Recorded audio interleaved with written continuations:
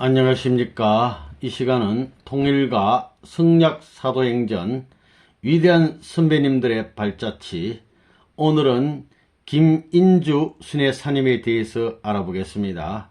제목은 파란 중첩의 생애, 이런 제목 되겠습니다. 김인주 권사님은 1917년 8월 평양에서 출생하시고 1939년 3월 평양 숭의여고를 졸업하셨고 1946년 6월 10일 통일교회에 입교했습니다. 통일교회에 가장 먼저 입교하신 어른 되겠습니다. 1971년 전국 순회사를 명받으시고 또 본부교회 부인회장을 역임하시면서 많은 간증을 주시고 귀한 말씀을 주신 분 되겠습니다. 그러시다가 2010년 성화하셔서 참 아버님께서 보고를 받으시고 축 천성 입성 명일자 순회사 김인주 여사라는 귀한 기호를 하사해 주셨습니다. 우리 김인주 권사님 사진을 몇 컷 보시면 이건 입회원서가 되겠고요. 이 모습은 평소에 교회에 순회하시면서 아버님 이북 노정을 간증하시는 모습입니다. 특히 평양 내무소에서 아버님이 참 끌려가셨다가 그는 참 고문을 받고 나오셨을 때 정말 아버님을 방에다 모셔놓고 참 치료를 하는데요. 아버님 피를 얼마나 많이 토했냐면 세숫대에 피를 토해놨는데 핏덩어리가 세숫대에 둥둥 떠 다녔다고 그랬어요. 김인주 권사님 보시고 간증한 귀한 내용이었습니다. 이거는 김인주 권사님이 당시에 어린 나이에 다니던 유명한 교회입니다. 평양에 있는 평양의 모교회가 되겠습니다. 이 교회로부터 많은 교회가 이제 발생이 됐죠. 평양 장대현 교회 되겠습니다. 장대현 교회, 장대제 교회라고도 하죠. 이것은 이천에다가 그 장대현 교회의 5분의 1 사이즈로 이렇게 복원해 놓은 게 되겠습니다. 예. 지금은 이 교회가 다 없어졌죠. 예. 이것은 마포 삼열 목사가 이걸 교회를 만든 것이 시작이 됐던 교회였습니다. 이 모습은 요 김인주 권사님 계시고 여기는 남편분 되시는 김광선 집사님이라고 묘에 합장이 되어 있는 모습 되겠습니다. 천민 통일교 마크, 김인주 권사님이 잠들어 계신 곳 되겠습니다. 이것은 2010년 2월 17일 전 9시 3분에서 축 천성 입성 명일자 순회사 김인주 여사 아버님 조남 아주 귀한 희호를 하사해 주셨습니다. 예. 참으로 감사합니다. 그러면 우리 김인주 권사님, 권사님이 아니라 순회사님의 생애에 대해서 알아보겠습니다. 파란 중첩의 생애 김인주 순회사님. 나의 신앙 배경. 나는 1917년 6월 1일 평안남도 평원군 순안면 관북리 26번지에서 태어났다. 모태적부터 뱃속에서부터 기독교 신앙의 영향을 받았음인지 매일 아침 가정예배와 새벽기도에 빠지지 않고 신앙생활에 열심을 다하였다. 순안읍교회 유년주일학교 시절에는 토요일이면 다음날 주일에 교회에 데리고 갈 친구를 전도하기 위해 미리 예배했다가 아침에 그들 집을 찾아가서 교회에 데리고 가곤 했다. 아주 전도 열심히 했어요. 성경 구절을 외우고 헌금이나 전도를 잘하는 사람에게 계절에 따라 시상식이 있었는데 나는 이때 언제나 특등을 하여 상품을 많이 타오곤 하였다. 어릴 때부터 전도왕이야. 소학교는 평원군 순안면 순안사립 숭의학교를 다녔다. 담임선생님이 애국심이 강하고 신앙심이 두터우신 분이어서 학생들에게 신앙적으로 지도하면서 애국심도 길러주셨다.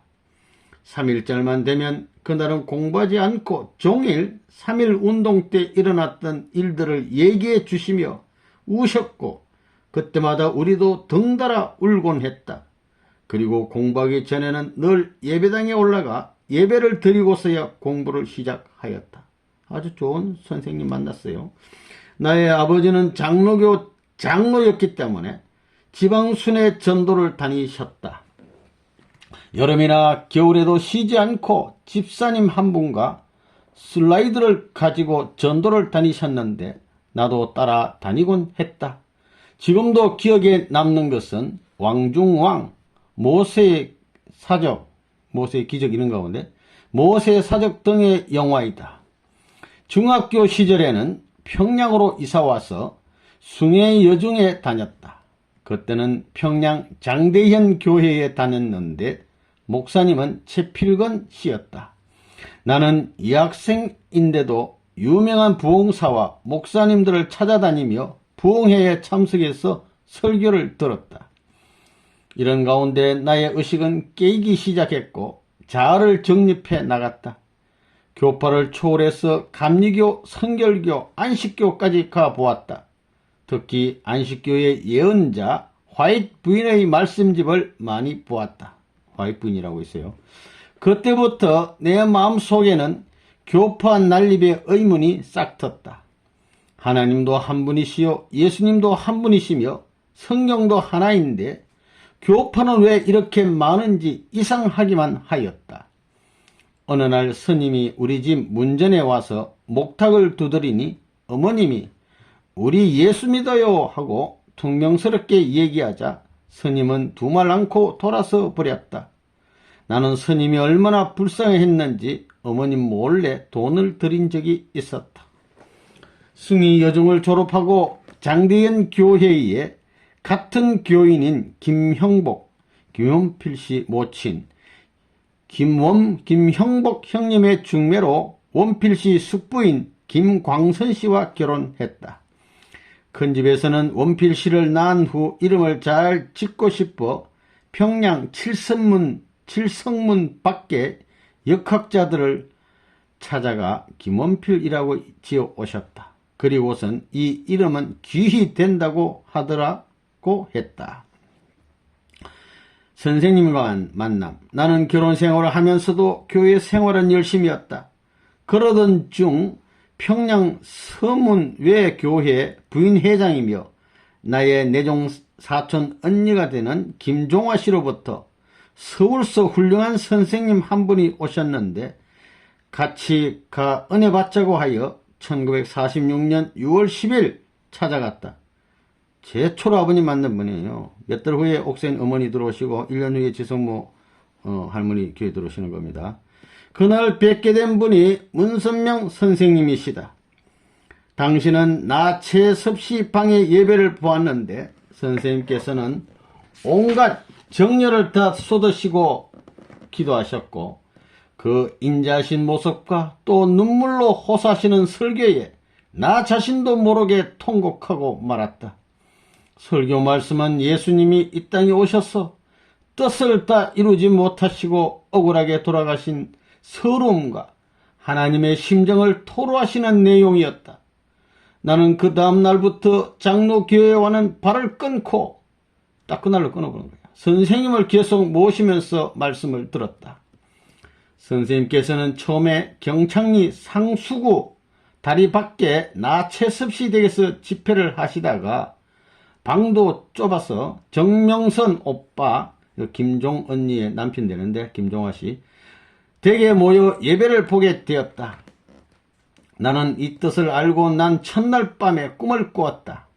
내가 어느 큰 동굴을 지나가야 되는데 들어가기 전 어떤 분이 이 동굴을 지나가려면 너무나 힘이 들고 고통이 많을 것이다. 그러나 가던 길을 멈추지 말고 앞으로 전진하라고 말했다. 동굴 속으로 한참을 걸어갔는데도 너무 캄캄하고 험하여 더 갈 마음이 없어서 되돌아가려는 지경에 이르렀을 때 문득 전진만 하라는 말이 생각나서 험한 길이지만 한 발자국씩 전진했더니 환한 빛이 멀리서 보였다. 계속 전진하여 동굴을 빠져나오니 그곳에는 나를 인도해 준 언니와 선생님께서, 참아버님, 놋대에 물을 가득 담아놓고 계셨는데 그 옆으로 큰 상녀, 사람이 죽으면 메고 가는 거, 상녀가 나가면서 나의 하반신에 더러운 물을 끼얹었다. 얼마나 더러웠는지 울고만 싶었다. 그때 선생님께서 준비해 놓으신 물로 나를 깨끗이 씻어주시고 앞을 가리키며 저기 보이는 동산으로 가라고 하셔서 그곳을 향해 갔다. 처음엔 쑥밭이더니 쑥이 많은 밭이더니 헤치고 들어가니 갖가지 꽃들이 만발한 동산이었다. 그 동산에는 항상 그립고 보고 싶었던 예수님이 나의 손목을 잡고 동산을 거니시면서 이름 모를 갖가지 꽃들을 다 구경시켜 주셨다. 그 동산이야말로 이 세상에서 볼 수 없는 천국이었다. 꿈을 깨고 나서도 얼마나 기분이 좋은지 그때부터 내 입에서는 오늘에 될 일들이 말로 다 나와지고 영화 보는 것 같이 환상으로 누가 나를 핍박할 것인지 전날 다 보게 되었다. 그리고 내가 예언하고 환상을 본 그대로 모든 것이 다 되어졌다. 이것이 하늘은 나에게 가르쳐 주시고 역사해 주심으로 점점 하늘과 가까워질 수 있도록 인도하셨다. 차상순 목사의 부인이었던 김종년 씨와 김종화 씨는 친형제이다. 두 형제가 선생님을 지성껏 모셨다. 더욱이 정명선 오빠는 얼마나 선생님을 지성껏 모셨는지 모른다. 선생님께서는 꼰 흰옷만 입으셨고 식구들도 흰옷을 입었다. 종화 형님은 식모도 안 두고 손수 식사 일체와 빨래, 다듬이질, 옷 찢는 일까지 하면서 바쁘게 지내셨다. 나는 지금도 가장 보람되게 느끼는 것은 김원필 씨를 교회에 인도한 것이다. 1946년 7월 당시 원필 씨를 찾아가 신령과 진리로 예배하는 곳이 있으니 가보자고 하여서 인도에 가니 선생님의 말씀을 듣고 은혜받아 선생님을 하늘 아버지와 같이 생각하고 순종 굴복하는 누구도 따를 수 없는 모범 식구가 되었다. 그러자 집에서 핍박이 대단하여 매를 맞게 되고 나중에는 내어 쫓기어 옥시어머니, 옥된 어머니 댁에 와서 기거하면서 내적 신앙을 쌓아 나갔다. 앞서도 기술했지만 예배 보러 올 때는 흰옷을 입었다. 예배 시간 1시간 전에 도착하여 준비 기도를 드려야만 하였다. 준비 기도 없이는 예배를 드릴 수가 없었다. 왜냐하면 우리들의 기도가 부족하면 선생님께서 말씀하러 안 내려오실 때도 있었기 때문이다. 그러면 말씀하실 제목을 받으시고는 내려오셔서 말씀을 하시면 은혜가 쏟아졌다. 불 받는 이 몸이 진동하는 이 별별 형태로 은혜 역사가 있었다. 많은 목사님들의 설교도 들어보고 부흥회도 참석해 보았지만 비할 수 없는 은혜와 신비감이 우리들의 심금을 울렸다. 선생님의 말씀은 너무나 고차적인 말씀이셨다. 엘리야의 재림이 세례 요한으로 나타난 것 같이 인자도 그리하리라 하셨으니 십자가에 달려 돌아가신 예수님도 그 모습으로 오시지 않고 딴 모습으로 오신다는 설교 말씀을 듣고 주님은 한국으로 육신을 쓰고 언제 오신다는 것까지 알았는데 한국 어느 곳으로 오시겠는가 하는 문제에 걸렸다. 예배를 끝마치고 선생님께서 기도하시는 골방에 올라가 하늘 아버지여 주님 찾게 해 주시옵소서. 내 주님은 어디로 오시나이까? 부산인지요? 대구인지요? 서울인지요? 아니면 평양인가요? 하고 더듬어 가며 자꾸 울며 정신없이 기도드렸는데 십자가에 달리신 예수님께서 문을 여시고 내게 올라오시는 것을 보았다.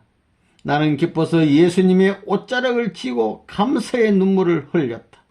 그때 예수님은 내 머리에 손을 얹으시고 기도를 해 주시는데 이 딸이 가는 길은 너무나 험한 길이오나 아니 갈래야 아니 갈 수도 없는 길이오니 말 못할 십자가의 길이라도 끝까지 변치 말고 가게 해달라고 고 하시면서 우셨다. 나도 울다가 얼마나 시간이 지났는지 아멘 하고 정신을 차려보니 누군가가 내 옷자락을 쥐고 있었는데 예수님은 간 곳이었고 내 앞에 서 계신 분이 바로 선생님이셨다. 그때부터 내 마음속에는 각오한 바가 있었다. 그만한 은혜를 받고 나니 더욱 불붙는 마음 누가 막을 수 없었다. 하루는 사탄이 내게 나타나 총과 칼을 가지고 넓은 길과 좁은 길 사이에 서서 넓은 길을 가리키며 이 길로 가라. 이 길은 넓고 많은 사람이 가는 곳이니 이 길로 가면 쉽고 평탄하다면서 넓은 길로 가라 하기에 나는 좁은 길은 진리를 찾는 자만이 갈 수 있는 길이므로 나는 좁은 길로 가겠다고 했더니 큰 길로 가면 큰 재산을 줄 테니 큰 길로 가라고 사탄은 말했다. 나는 금강석을 한국 땅덩어리만큼 주어도 이 진리와는 바꿀 수 없고 큰 길로 안 가겠다고 했더니 사탄은 불쾌하며 너는 내 총칼에 죽을 수밖에 없다면서 나를 죽이려고 하였다. 나는 하나님 아버지여 내 영혼을 받으시옵소서 하고 기도를 드리고 깨어나니 베개에는 땀과 눈물로 흠뻑 적셔 있었다. 죽고 자면 사는 거 아니겠습니까? 이 같은 시련이 지나자 어머니의 핍박이 시작되었다. 어머니가 38선을 넘어 서울의 아들에게 돈을 갖다 주고 오니 친구 한 분이 내가 살림은 안 하고 교회에만 가 있고 춤을 춘다고 어머니께 일렀다. 그 후로 어머님은 나를 교회에 못 나가게 하기 시작했다. 나는 계시와 몽시 받은 것을 선생님께 보고하고 싶은데 못 나가게 하니 죽을 지경이었다. 하루는 환상으로 보여주시는데 각 나라 임금들이 좋은 차들을 타고 와서 선생님께 경배 드리는 것을 보았다. 그리고 각 나라에서 11조라고 하면서 한국으로 좋은 물건들을 기차를 통해 들여오는 것을 보았다. 앞으로는 각 나라에서 한국으로 11조를 보내지 않으면 그 국가는 축복을 못 받는다고 계시해 주셨다. 이렇게 가르쳐 주시니 선생님께 가고 싶어서 시댁에 간다고 하여 별식을 해 가지고 음식을 갖고 가서는 동서에게 주고 장독대에 올라가 의자를 놓고 동서에게 들어 올리라 해서 큰 벽돌담을 기어 올라가 2길쯤 되는 밑으로 뛰어내리곤 하였다. 시댁이 바로 교회 옆이요. 그때 나의 딸 혜영이가 태중에 있었는데도 아무 이상이 없었다. 이 교회 가기 위해서 담을 넘어가지고 교회 갔는데 뚝뚝 떨어졌다는 얘기죠. 선생님은 곧 늘 골방에서 기도드리지 않으면 성경을 보고 계셨다. 그러던 중 하루는 대동보안소에서 선생님을 붙잡아갔다. 평양의 목사 장로들의 투서 때문이었다. 내무소원들은 우리에게까지 손을 뻗쳤다. 선생님은 유정보안소에서 얼마나 매를 맞으셨는지 피 묻은 옷을 종화 형님이 가져오셨다. 다음엔 대동보안소에 이송되었는데 보안소는 기림리 모레트라고 하는 곳에 있었다.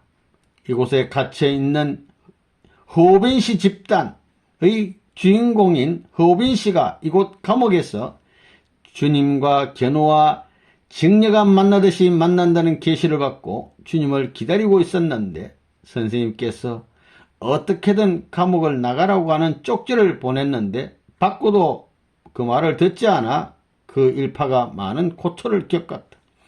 선생님은 그곳에서 며칠 동안 신문을 받고 계셨다. 박씨 어머님과 나는 보안소에 갔으나 면회도 시켜주지 않았다.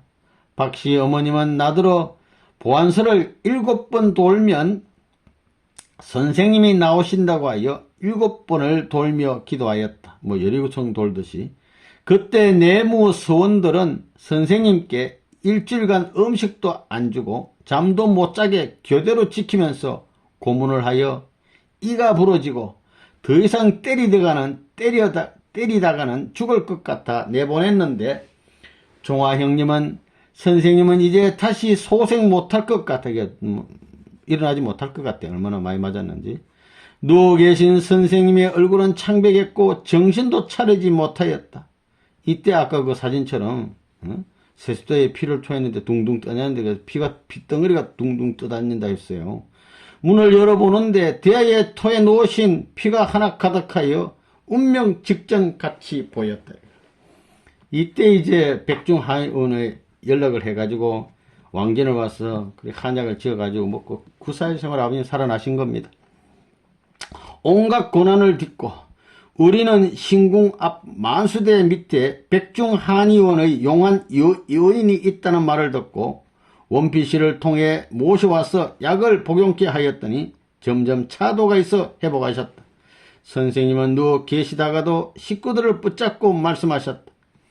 선생님께서는 무더위에도 피서도 하지 않으시고 엄동설안에도 더운 방에 눕지도 않으시며 오직 인류의 구원만을 위해 기도와 정성으로 나날을 쌓으시던 그때였다. 선생님께서 대동보안소에서 나오신 후 내가 핍박을 받고 있을 때 복실이라는 아이를 통해 몇 번씩 편지를 보내주셨다. 아버님이 핍박을 잘 견디라고 인주시 모든 십자가를 이겨나가시오. 하늘은 보다 더 크신 사랑과 복을 주시기 위해 시련을 주시는 것이라오. 인주시에 고생하는 것을 보실 때 하늘인들 얼마나 마음이 아프시겠소. 그러나 어차피 가야 할 복귀의 길이기에 모른 채 외면하시는 하늘의 심정을 살피시오 하는 내용이었다. 또 내가 집을 나와서 3년 동안 봉사활동을 하며 숨어 살다가 집에 들어갔을 때 쇠사슬로 다리를 묶고 출입을 막았다. 그때 선생님께서 구옥시 편에 편지를 보내주셨다. 지혜롭게 부친의 마음을 다스려 나오도록 하라는 것이었다. 하늘은 나에게 어떤 시련도 넘어갈 수 있도록 격려를 해주시고 힘을 주셨다. 하루는 선생님과 종화 형님 그리고 나와 셋이서 모란봉에 기도 드리러 간 일이 있다. 모란봉에 올라가면 평양 시내가 다 보인다. 그 밑엔 얼밀대가 있는데 그 산줄기에 에덴궁을 지을 자리다는 계시를 받아서 선생님께 말씀드렸더니 선생님께서는 그곳이 터가 좋아 성전을 지을까 생각해 본 일이 있다고 말씀하셨다. 내가 3살 된 혜자를 안고, 혜자라는 것은 김인주 권사님 딸, 혜자를 안고 선생님께 가면 항상 혜자를 무릎에 얹혀 놓으시고 구구단을 외우게 하셨다. 혜자는 2 곱하기 2는 4, 2, 4부터 7단, 8단에 와서 몇 개씩 막히고는 줄줄 다 외웠다. 그것이 기특하여 늘 가면 구구단을 외우게 하시고 기뻐하셨다. 또 선생님은 금식을 얼마나 하셨는지 모른다. 며칠 금식 또 며칠 금식, 그때가 금식 기간이셨는지는 모른다. 나는 그때 부모들의 핍박을 심하게 받았다. 내가 매를 맞는 날이면 선생님께서 인준의 집 가보라고 식구들을 보내셨다.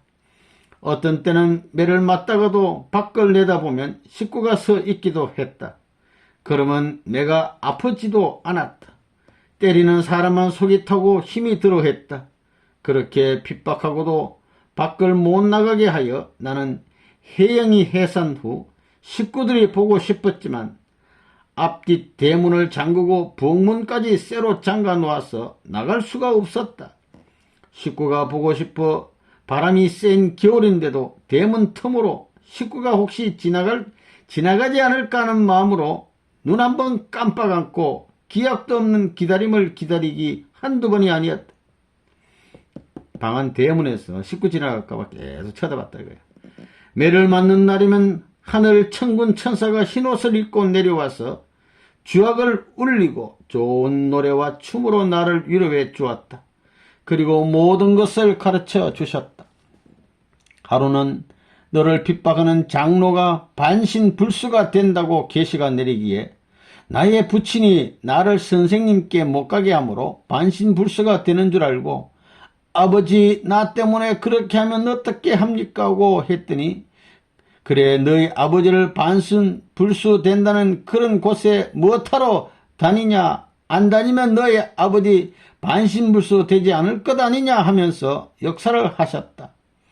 그러더니 우리 아버지께 인주교회 가지 못하게 하라고 늘 와서 수건거리던 장로가 반신불수가 되었다.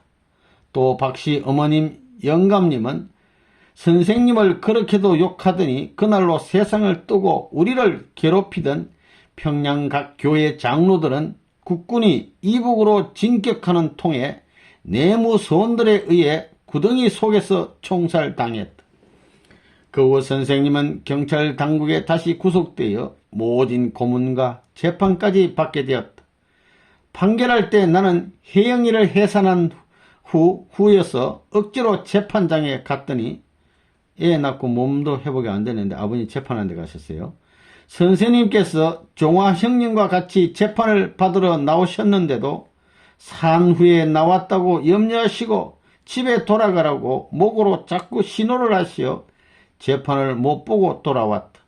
그날 오후가 되어 선생님께서는 사회질서 문란 혐의로 5년형을 언도받으셨다. 종화 형님은 1년을 받았다. 선생님이 평양 감옥에 계시면 우리들의 면회 갈까봐 그랬는지 흥남 감옥으로 이감시켰다. 그때 흥남 감옥엔 원덕이라는 사람이 있었는데 전날 밤 꿈에 돌아가신 부친이 나타나서 하는 말이 내일이면 하늘이 가장 사랑하는 아들이 한 번 들어오신다. 나는 그분에게 감히 인사도 못 드린다. 나를 따라오라 하더니 3계단 올라가 절을 하고 또 3계단 올라가 절하며 그 계단을 다 올라갔어야 큰 절하는 것을 보여주며 이분에겐 감히 그 앞에 가서 절도 못한다 하였다. 마음의 준비가 없이는 얼굴도 들고 못 볼 테니 그리 알고 너 있는 감방에 들어오시면 잘 모시라고 부친이 말하고 사라지더라는 것이다. 다음날 선생님께서 감방에 들어가시니 김원덕인데 원덕이라는 사람이 정성껏 모시고 좋은 자리를 마련해 드리면서 꿈 얘기를 하더라는 것이다. 선생님은 흥남 감옥에서 비료 가만히 묶어내는 일 하셨다.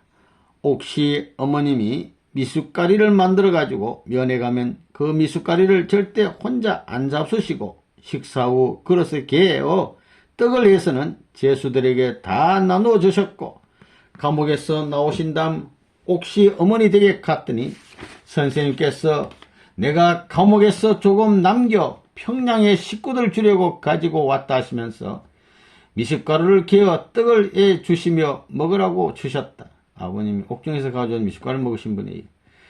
흥남 감옥에서 그같이 고생을 하시면서 2년 8개월간을 옥중 생활을 하셨는데 국군이 이북으로 입성하게 되자 빨갱이들은 감옥에 있는 죄수들을 다 죽이고 도망가는데 처음엔 무기수부터 차례차례로 다 죽였다. 낮에는 그날 밤 끌려갈 죄수를 차에 태워 데리고 가 구덩이를 파괴하고 다시 데리고 왔다가는 밤이 되면 다 나오라 하여 낮에 파놓은 구덩이에 들어가게 하고 총살시켰다고 한다. 김원덕 씨는 낮에 구덩이를 파고 저녁에 불려나가 총살을 당했다. 그런데 한참 후 의식을 차려보니 총에 맞은 것까지는 생각나는데 그 후는 모르겠더라는 것이다. 그때 자기는 물 위에 엎드려져 있었는데 그것은 물이 아니라 피였다. 그래 겨우 죽은 시체 가운데서 나오려고 하니 손에 묶인 밧줄 때문에 일어설 수가 없고 다리 부분에 총을 맞아서 나올 수가 없어서 한참 생각하니 감방에 안경 쓴 죄수가 있는 것을 알고 시체를 뒤져서 안경을 찾아내서 입으로 깨물어 가지고 그 안경 유리로 묶은 줄을 끊고 살아났다고 선생님 단신일에 대구에 와서 그가 말했다. 선생님께서는 감옥의 간수들이 다 피난간 후 밖으로 나오니 폭격이 비 쏟아지듯 하는데 하늘에서 말씀이 있기를 아무 곳이나 선생님 중심하고 직경 12m 이내는 폭격을 피하도록 할 터이니 어느 곳이나 자정하라 하여 감옥에서 나온 사람들을 불러 모아서 파편 하나 안 맞고 살아남게 했는데 말 안 들은 사람들은 많이 폭격에 죽었다. 선생님은 감옥에 같이 있던 박정화 씨를 평양에서 만나셨다. 다리가 부러져 친척도 다 버리고 피난 갔는데 선생님은 원필 씨와 같이 자전거에 태워가지고 별별 쓰라린 고생을 하면서 피난 나오셨다. 부산에 내려오셔서 부도 노동을 하시고 집이 없어 돌을 주워다가 토담집을 지으시고 생활하셨다. 나는 애들을 데리고 부산으로 와서 피난 와서 남편을 만났다. 남편도 부도 노동을 하였다. 어느 날 길가에서 옥시 어머니를 만났는데 옥시 할머니 어머니 선생님이 피난 오셔서 고생 중에 계시니 뭐 도와드릴 거 없느냐고 물으셨다. 뭐 돈 같은 거 좀 없냐 이거죠. 나는 수정에 아무것도 없고 몸은 병들었으니 선생님께 가셔서 저를 식구로만 인정해 달라고 부탁했다. 참 없어가지고 도와주고 싶은 마음이 도와줄 수가 없어요. 선생님은 그 말씀을 듣고 그 말씀만 듣고도 기뻐하셨다고요. 신앙이 계속 유지되고 있으니까. 우리는 남동생의 주선으로 가까스로 창고를 얻어 방을 꾸미고 살았다. 그 후 대구 고등학교에 남편이 취직이 되었으나 너무나 박봉어로 나는 월급 탄 돈으로 소화복을 사서 장사를 시작했다. 어느 날 어떤 부인이 낙하산 기지로 속치마를 만들어 가지고 와서 치마 사라고 하기에 좀 쉬어가라고 했더니 하는 말이 예수 믿는 분인가고 물었다. 그렇다고 했더니 우리 어머니도 예수를 믿는데 참 이상한 예수를 믿는다며 주님이 한국에 나타나셨는데 지금 찾지를 못해서 찾아달라고 항상 기도드린다고 하였다. 그래서 어머님 이름이 무엇인가 물었더니 지 성도라고 하는데 얼마나 기쁜지 어머님을 내일 모셔오라고 했더니 그 다음날 모시고 왔다. 지성도 할머니의 딸이었어요. 지성도 모친은 선생님의 행방을 모르고 피난 나와서 항상 애타게 소식을 기다리던 터에 나를 만나게 되자 선생님 주소를 아느냐고 물으셨다. 나는 며칠 전에 원필씨로부터 주소를 받았지만 장사를 버려놓아서 차일피일 미루고 있던 처지였다. 어머니께 주소를 드리고 지성도 어머니께 주소 드리고 만나시면 곧장 편지하시라고 부탁했는데 선생님께 가서는 하몽차사다. 많이 바빴겠죠. 그 후 식구들에게 부산에 친정댁에 다녀오겠다고 하고는 친정 가서 올케와 같이 범일동 산으로 올라가 2일간을 꼴짝마다 다 찾아보아도 찾지 못하고 돌아왔다. 아버님 못 찾았어. 이 생각 저 생각 하다가 혹시 어머니만 찾으면 될 것 같아 다시 부산으로 내려가서 따님 하고 동기인데 찾아갔더니 정회를 시켜 수정동 집을 가르쳐 주었다. 그곳엔 원필씨와 이봉훈 장로님 가족, 이덕삼씨, 성실씨, 오집사 등 몇 분이 예배를 보고 있었다. 그때 성실씨가 부민동에 살기 때문에 원필씨가 나와 같이 다니라고 하여 매일 아침마다 우리 집에 와서 예배 보고 120가정에 축복받은 구옥수 씨도 우리 집에 같이 있었고 문정숙 씨도 같이 있었다. 그 후 몇 주일 후에 선생님께서 서울에서 내려오셔서 부산의 영도에서 집회를 가지셨다. 그때 유효원, 효영, 효민, 김관성 장로님, 김찬균 씨 누님 등이 입교에 섰다. 나는 선생님이 옥중에 들어가신 후부터 왼쪽 머리가 칼로 저미는 그러니까 이북에 감옥에 가시 그때부터 아버님과 헤어지고부터 콕콕 쑤시고 정신을 차리지 못할 정도로 아프고 심장병으로 인하여 손발이 붓고 항상 놀래서 많은 고통을 받고 있었다. 선생님을 만난 후부터 매일 밤 영적으로 내일 공부할 원리를 30일 동안 지도받았는데 부산 내려가서 이제 아버님 만나고서 다음날은 꼭 그 원리를 강의하였다. 참으로 실감나는 신앙생활을 하면서 밤이 되면 집에 돌아오거나 했다. 원리 강의 다 듣고는 이제 집에 오고 이렇게 했단 말이에요. 영도에서. 혜자 아빠는 언제나 내 뒷차를 타고 왔기 때문에 아무 반대도 안 했다. 그처럼 하늘이 내게 은사를 베풀어 주셨어. 아프던 모든 병이 다 나아버렸다. 아버님 원리 강의 듣고 병이 다 나았어요. 이렇게 갖가지 역사가 벌어져 식구들이 많이 모이는데도 유효민씨 부인은 선생님과 같은 마을 사람 인고로 잘 믿지를 않았다. 하루는 성경을 가지고 와서 선생님의 맞은편에 앉아 있는데 아버님께서 하신 말씀이 그 아주머니에게 성경을 아무 곳이나 펴보라고 선생님이 말씀하시고는 펴는 곳마다 알아맞추셨다. 나는 그 광경을 보고 평양에서 내가 매를 맞을 때마다 식구들을 보내시던 역사와 같다고 생각했다. 부산 영도에서는 신이시 댁에서 집회하다가 방이 좁아 딴 곳으로 이사했는데 그곳에서 이봉훈 장로님이 교회에 계시면서 식구들에게 많은 밥을 해서 대시며 반기셨는데 그때 밥은 참으로 맛있었다. 선생님께서 서울에서 내려오셨다가 가신 후 남편도 경희대학교가 개교하므로 서울로 같이 올라가자고 하는 것을 신앙생활에 해가 될 것 같아 애들 셋을 데리고 부산에 그냥 남아있었다. 나는 교회에 하루라도 안 가면 못 살 것 같아 매일 나갔고 식구들과 얼마나 친하게 지냈는지 매일매일 기쁨의 연속이었다. 그런데 남편은 자꾸만 서울로 올라오라고 하였다. 어느 날은 있는 돈으로 쌀을 사라는 음성을 듣고 쌀을 잔뜩 사놓았다.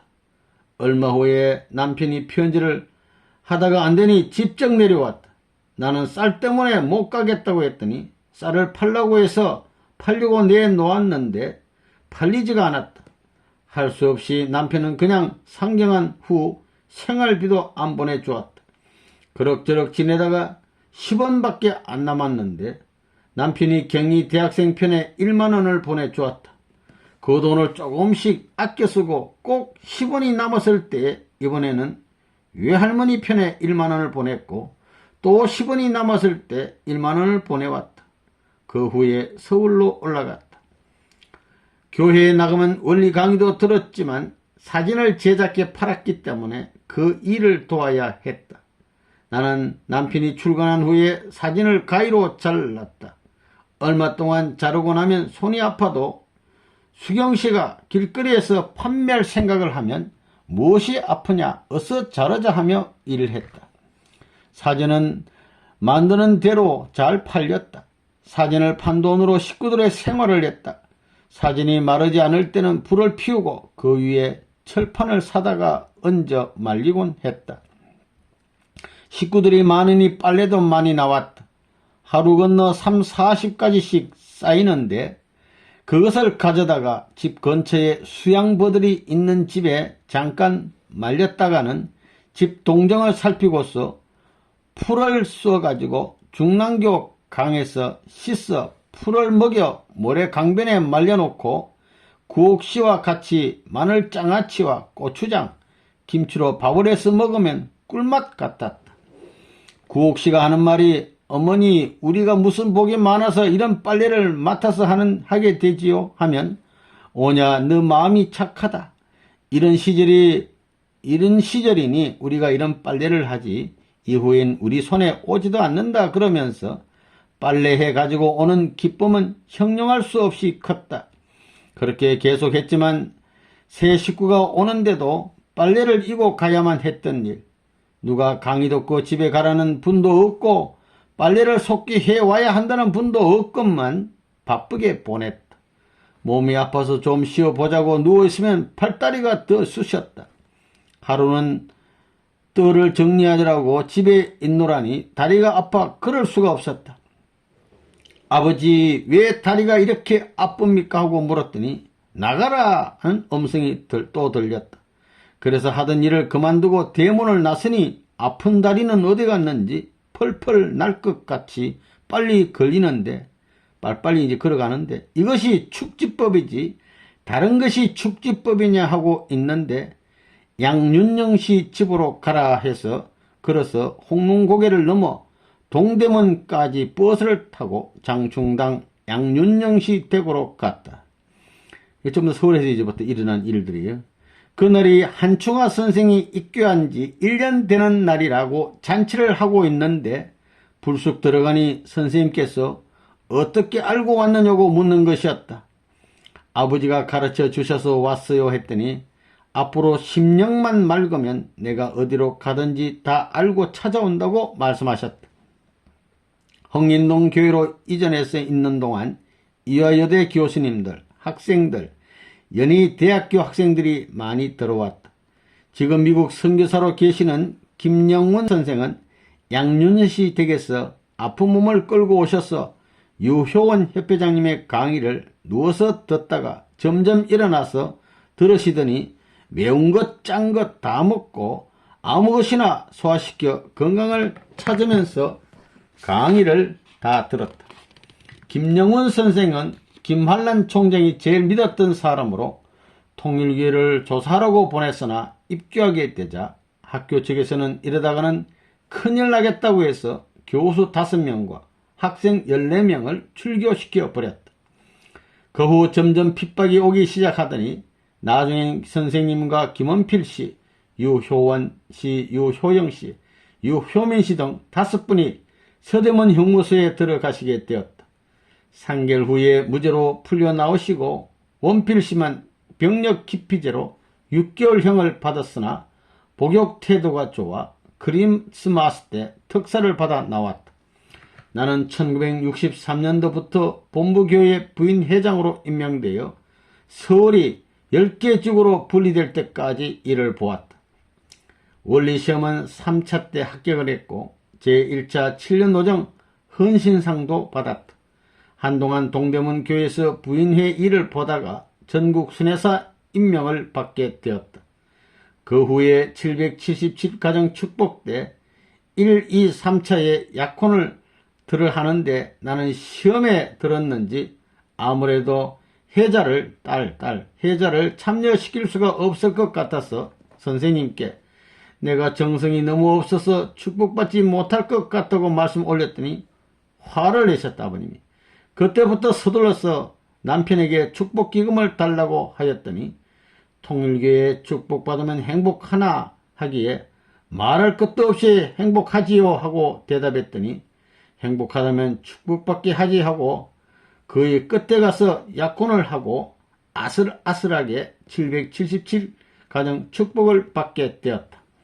그 후 남편은 제1차 교수 원리 세미나에 갔다 와서 통일교회가 이단이 아니라고 증명이 되었어 하며 기뻐하는 것을 보았다. 혜자의 결혼식 날엔 입장권 5매로 아버지, 어머니, 큰오빠 부부, 막내 동생 등 5명만 입장하고 친척들은 들어가지 못했다. 그 후부터는 남편이 많은 이해를 하게 되어 내가 순회하러 나가고 형이가 교회에 바쁜 일이 있어 늦게 와도 너그러운 마음으로 대해줘 참 감사함을 느낀다. 나는 죽을 때까지 나의 이 심정, 이 생각이 계속되어지기를 아버지께 기도드리며 아버지의 영광의 한날을 보고 죽는 것이 소원이다. 아주